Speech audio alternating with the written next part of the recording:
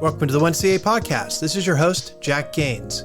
1CA is a product of the Civil Affairs Association and brings in people who are current or former military, diplomats, development officers, and field agents to discuss their experiences on ground with the partner nation's people and leadership. Our goal is to inspire anyone interested in working the last 3 feet of foreign relations. To contact the show, email us at capodcasting@gmail.com or look us up on the Civil Affairs Association website at www.civilaffairsassoc.org. I'll have those in the show notes. I've been following the Chinese interference story and the United Front Work Department political warfare story since 2017, when I broke the British Columbia casino money laundering scandal, which revealed how all these major tycoons were flying in and using Canada's West Coast government casinos to launder incredible amounts of cash. Today we welcome Sam Cooper, author and journalist based out of Ottawa. He came in to talk about his reporting on PRC political and economic warfare and its impact on Canada and the United States, and how those tools are being used around the world, including Taiwan, to undermine the rule of law and each nation's sovereignty. This episode goes fast and has a lot of great information on how China sets conditions for winning without fighting. So let's get started. In the course of reporting, I discovered the compound of Tiger Yuan, an individual that was directly investigated in this Chinese underground banking story, had the most weapons in Western Canada, if not across Canada, for a citizen. And so when my sources said this person is or was PLA, this person has connectivity to the highest levels of organized crime, and this person is very politically connected, and their activity outside of organized crime appears to be directing Chinese state-friendly people what to do in Western Canada. That's when I really started to dig into and understand the Chinese interference story, starting on the West Coast and then moving across. Literally, I started reporting from Ottawa. That's when I got into the political side of it. So how many weapons are you talking about? And are you talking about small arms, large arms, tactical, technicals? What was it that you were able to find? I'll start with the big picture. I was directed to a compound in Chilliwack, British Columbia. This is very near the United States-Washington state border. It's just outside of Vancouver, and it was a compound of tremendous luxury. In an underground massive parking lot, there were about 80 luxury vehicles that indicated, huge scale money laundering. There were American military jeeps, vintage machine guns. There was a fire truck. There was a diesel type rig. There's Ferraris. And so I was told that this person has vaults of restricted firearms. So we're talking tactical weapons that you hold against your shoulder and extend your arm out as far as it can. Yeah, long guns. Right, long guns. Sure. These are military-style weapons. I can't say they're AK-47s or Norinco. Sure. Or he didn't let you in there to mark all the numbers, and he didn't give you the inventory sheets. He didn't give me the inventory sheets, but Canada has to keep a log of the weapons out there as best as it can. And in an open source photo, you've got a gangster sort of standing downstairs beside a luxury car with I believe it was sort of a burp gun. And then in the back corner, you could see an open door with just a room stacked with weapons. Oh. You could literally see a vintage machine gun, one of those ones that would have a sort of stand so you can shoot out of a trench, maybe back in the 50s or 60s. Sure. And my sources said, we know that this person has the largest cache of restricted and unrestricted weapons in Western Canada. Right. As I wrote in Willful Blindness, this is Chapo Guzman style wealth in a Canadian property, and it makes no sense. Well, it sounds like this person is a hub for gun running and money and probably drugs. Because if he's got storehouses for weapons, that means he can rotate them out for criminal groups that are moving through the area so that no one really gets tied to a weapon if there's ever a crime committed. But it also sounds like they've got connections for running influence operations. Yeah. Well, I would say you nailed everything in your question. And to unpack that, on the organized crime side, the information is this person is literally a revered hero from the People's Liberation Army. It's not that China did well in their border assault on Vietnam. They did pretty badly. But this person, Tiger Yuan, is glorified in various Chinese language documents. This military veteran is assessed by Canadian federal police to be in charge of gangs. He would be a person that is handling Chinese mafia in Canada and giving them directions to meet some of the Chinese Communist Party's political objectives. So he's a kingpin. He's a kingpin, an intelligence handler involved in organized crime at the highest level, and also with the capacity to direct these high-level triads. And so I think we're talking about what's known as the company. This is elite China-based triads that are active, running weapons and drugs, fentanyl around the world, and yet have connections at the highest level to military and intelligence and political figures for the parties. So yes, the type of person involved in trade-based money laundering, the ability to send weapons in and out of Canada, the ability to collect weapons from Chinese visitors who happen to buy guns in Canada and then want to get rid of them. As you said, this military veteran can be a node to move them. I'm told through police sources, this person is suspected to be involved in the Chinese police station activity.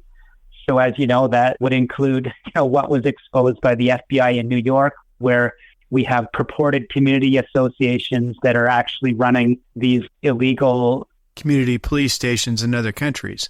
Exactly. And these would be used to harass dissidents, to go after Xi Jinping's so-called fox hunt targets. So Tiger Yuan would be central to that. He would be central to meeting with Chinese language journalists.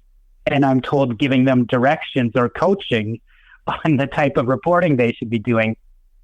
He would be central to types of fundraising activities that could blend legitimate business with illegitimate business and have those monies go into Canada's political system. Well, after reading your book, Willful Blindness, one thing came to me, and that is that it looks like China has successfully mixed profiteering and foreign policy so that they can successfully tie the profits from narcotics to influence and persuasion in countries to achieve their foreign policy goals. I had John Cassara on recently, and he talked about that China has probably half of the global illicit trade profit coming into it.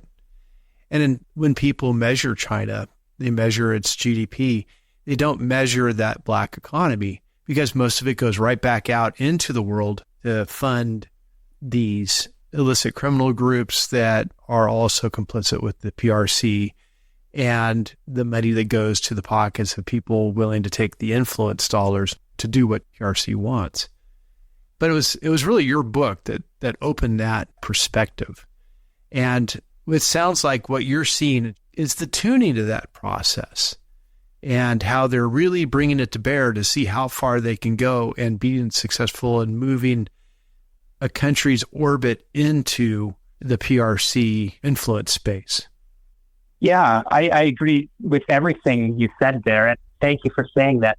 I do think my book had a little bit of a cognitive advance in showing people that when we're speaking about the mercantilism of the People's Republic of China and the trade mixed into that by design, I believe, is trade-based money laundering in which, of course, there are some honest tycoons or almost as honest as you can be within China's system, but there are many that have both legitimate and underground casino facilitation, capital flight facilitation, direct narcotics trafficking, weapons.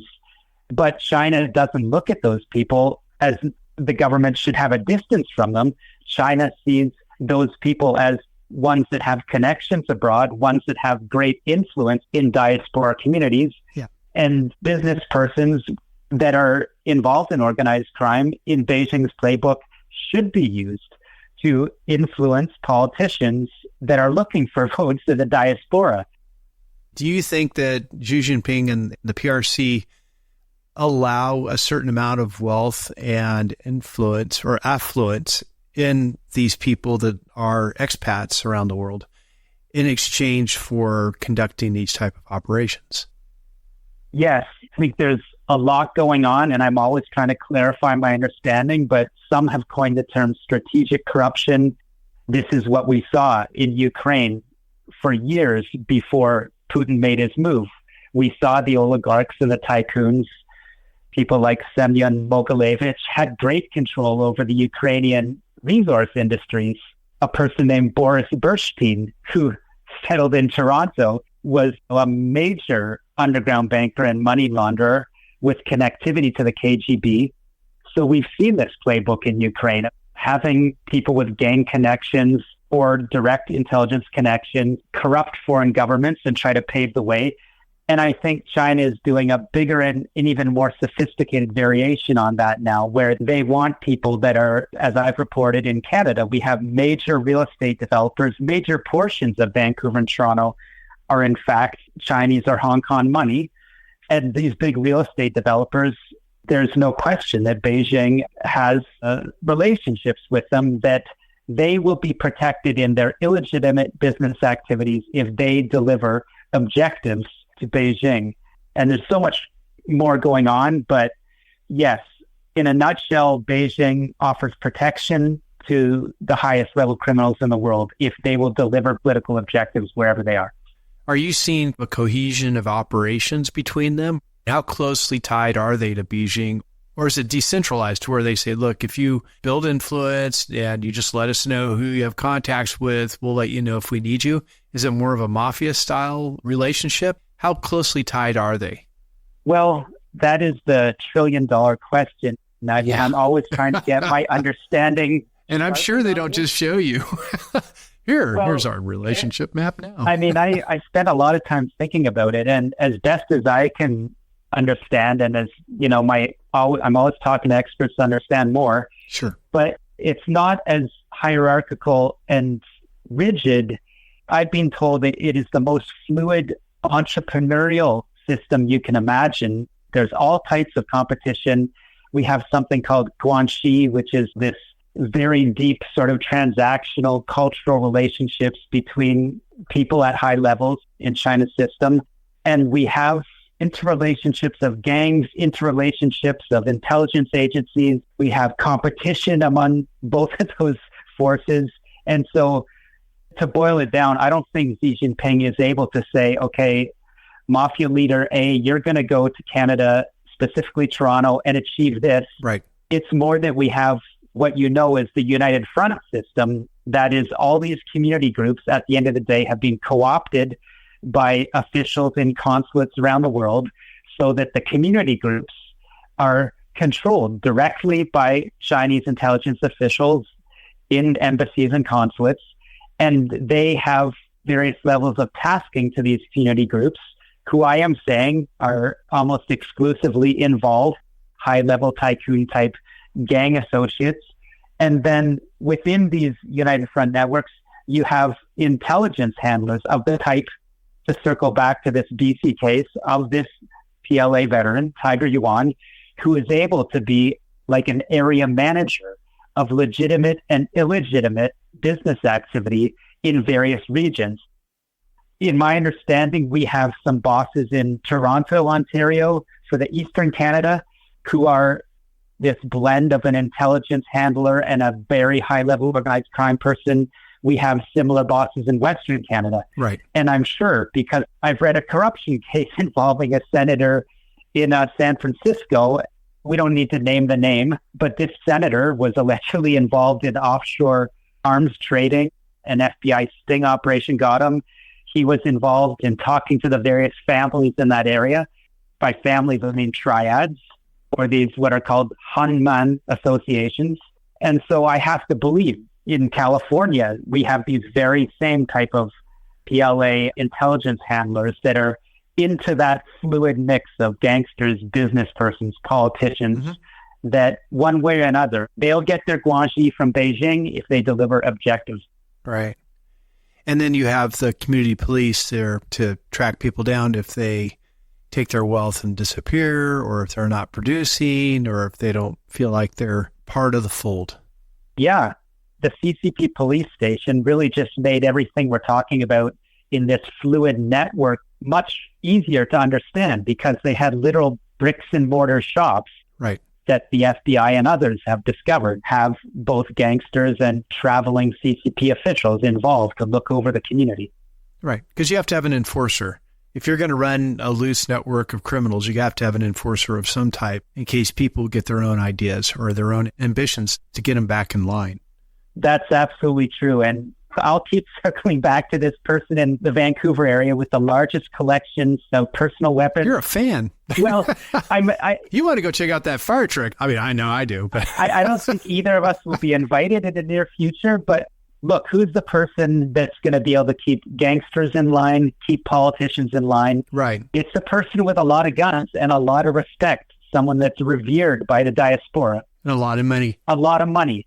And a lot of money that they're happy to donate to Beijing's operations because they will have, in turn, the protection to run their operations. Sure. So it's a cooperative.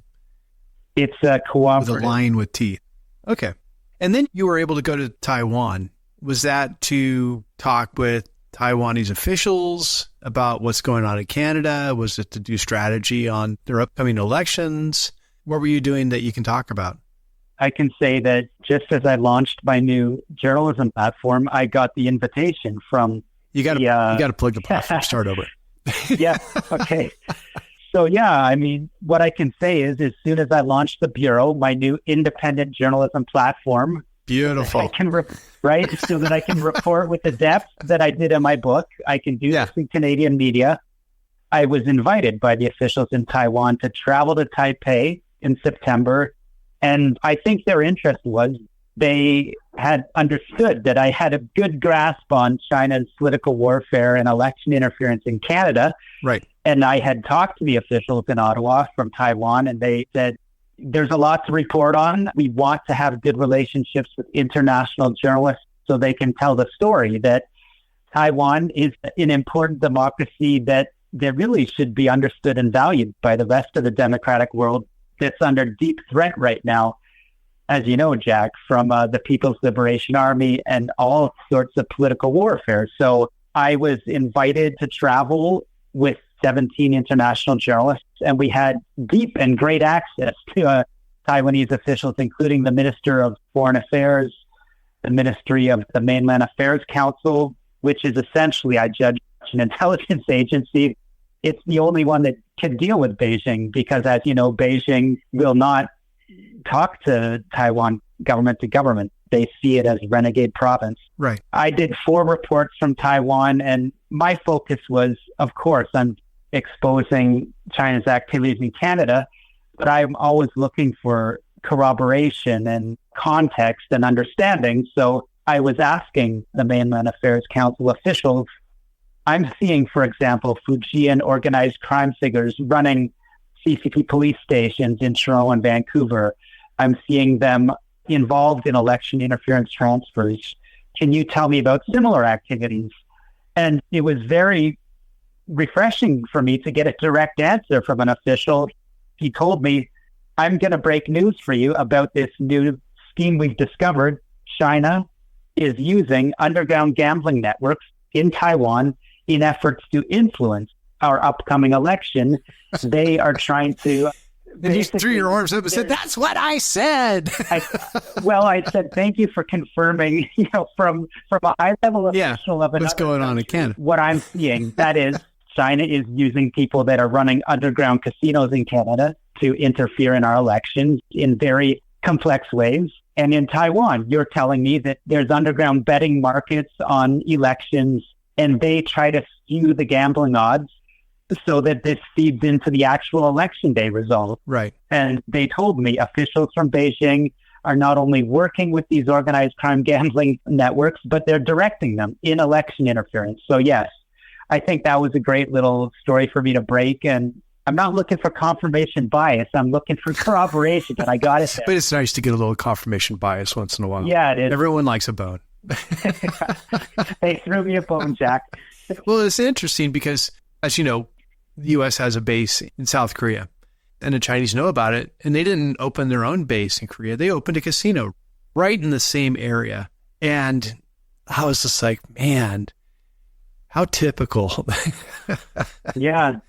because that way they're making money and they're able to do espionage at the same time instead of costing the Beijing government a dime. They're actually profitable as they conduct foreign policy and influence in the area. I have to admit, I think it's smart, but it's also the end result that they come out with is not a good society. Because if their free trade zones were successful, they start building casinos, and pretty soon there's an illegal industry that's so powerful that it's swaying the government to its will.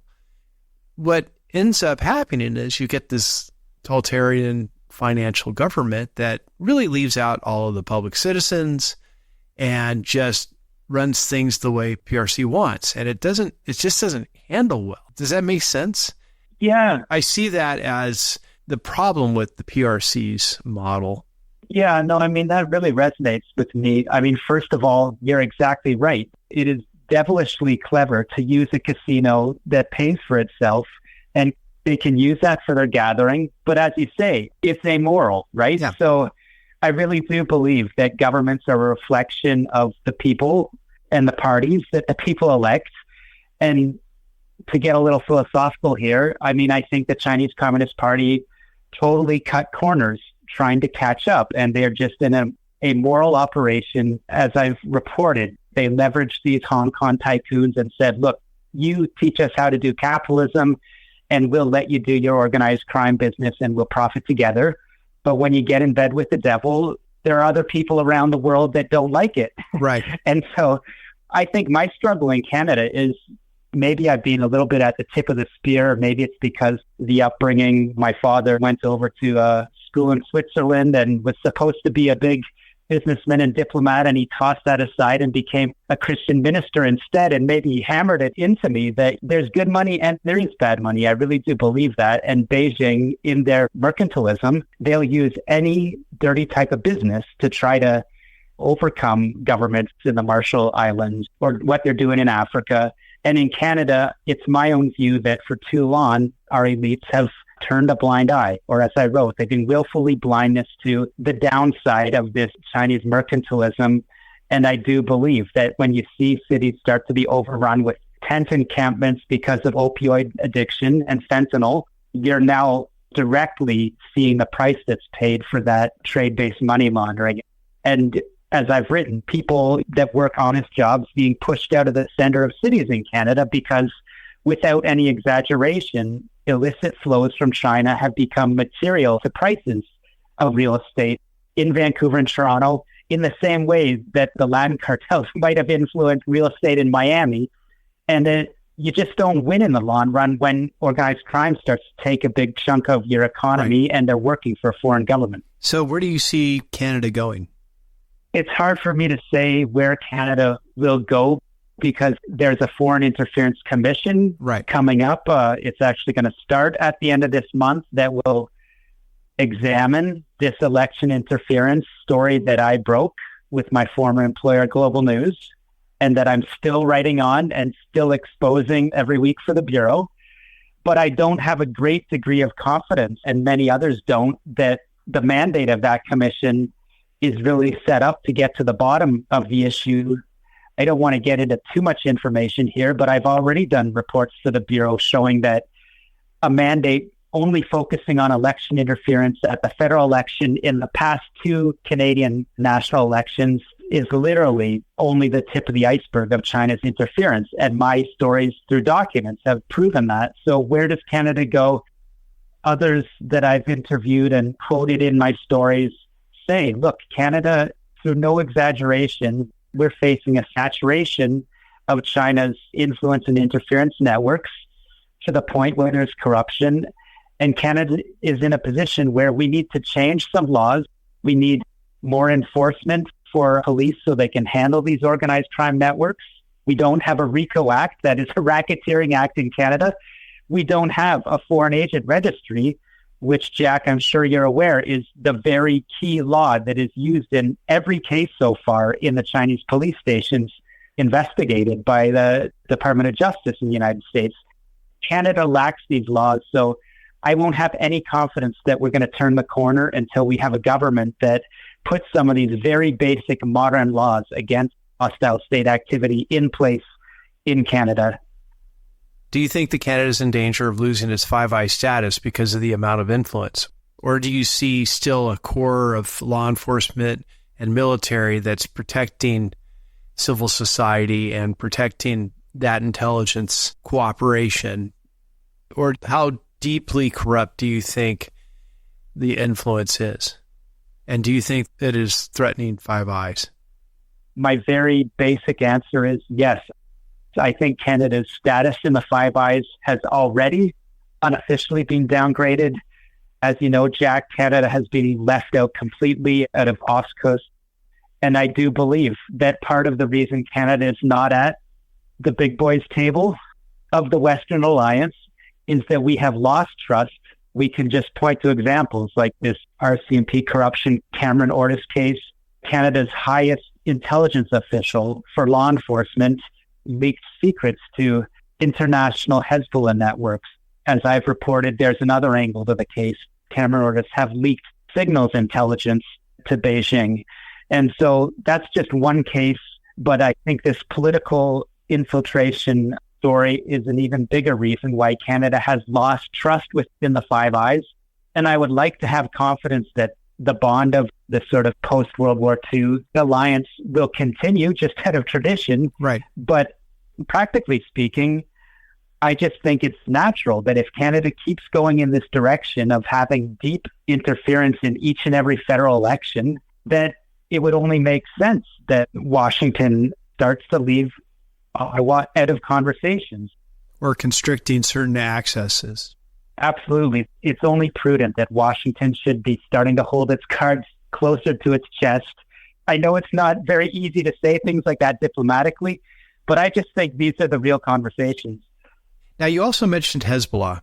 And I remember in our last discussion, you mentioned that the Hezbollah and I believe Iranian illicit networks are also had ties in Ottawa. Want to expand on that a little bit? And do you think that they're also collaborating with the PRC? What I know about Hezbollah really starts with my interest in the transnational money laundering story and how Canadian cities have just been overrun by Chinese networks. So I started understanding that. And then I had conversations with people that were very involved in the DEA special operations. The DEA has a lot of intelligence around the world because they have access to these elite organized crime actors that have direct connectivity to Russia, Iran, Beijing. And so through my sourcing, I understood that they were very, at first, surprised back in around 2008 to uncover that cartels in Colombia had direct relationships with Hezbollah actors. And then furthermore, Hezbollah, I was told, had agents in about 5 to 6 Canadian cities that were believed to have command and control of some global Hezbollah networks. And again, my U.S. sources said they went up to Ottawa and said, Canada, you've got a problem. Let's work together on this. We're working together with Australia. And they were told in no uncertain terms, the RCP didn't want to do that because Canada has such stringent laws in favor of people running these transnational crime networks and know that they can operate in Canada without getting wiretapped because our legal system just isn't set up that way. It's not very enforcement friendly. My sources in the States were just deeply shocked and confused that the RCMP couldn't cooperate with them and do taps on these Hezbollah operatives. So I have followed the money laundering story. And as I was reporting on Cameron Ortis, I knew this was big, but we started to hear more evidence come out that there were networks of Iran-connected currency traders in Toronto running literally billions of dollars through Canadian banks and offshore. One currency trader alone that's been named in an FBI case in California is also an organized crime that moved $3.5 billion through Canadian banks for these Iranian Hezbollah/organized crime drug money laundering global networks. Your question was, are they working with China? And my answer is I've seen open source that at some level, Iran and China are working together and they're wanting to see division between Canada and our allies on the Middle East issues They're wanting to see Western ships blocked up by the Houthi rebels. Chinese ships can pass through there. So yeah, I think China and Iran are working together. Well, this has been an easy interview. Is there anything else you want to add or plug? I mean, we've talked about your book. We've talked about your site. Is there anything else you want to discuss? Yeah, sure. I think a lot of people often ask me or say, Sam, at the Bureau or your previous work, you were at the cutting edge of reporting on some dangerous people in Canada. People often say, does that get scary? Or do you or Canadian journalists ever face threats? And Jack, just days after I testified in Ottawa about China's interference against Canadian politicians, Canadian intelligence had warned me as a journalist that Chinese operatives had been tasked in Canada to research my journalism and my networks and to look into my life. And a little bit ironically, maybe shockingly for me, a couple of days after my testimony, the RCMP warned me that they had a threat due to my reporting on the People's Republic of China. And Jack, it wasn't a comfortable experience, but what I want to tell you is I bet it wasn't. I took some measures. I decided I'll find ways to cope for myself and those close to me. But what I'm reporting on must be pretty important if Canada's National Security Force is telling me that I'm angering China. I have to continue because I have more information. And I just think it's important for your listeners to know that I'm a proud Canadian, but as I've said, we're at a point where some very deep and serious changes need to be made in this country so that we can get back to being a great Five Eyes partner. Thanks for listening. If you get a chance, please like and subscribe and rate the show on your favorite podcast platform. Also, if you're interested in coming on the show or hosting an episode, email us at capodcasting@gmail.com. And now, most importantly, to those currently out in the field, working with a partner nation's people or leadership to forward U.S. relations, thank you all for what you're doing. This is Jack, your host. Stay tuned for more great episodes. One CA Podcast.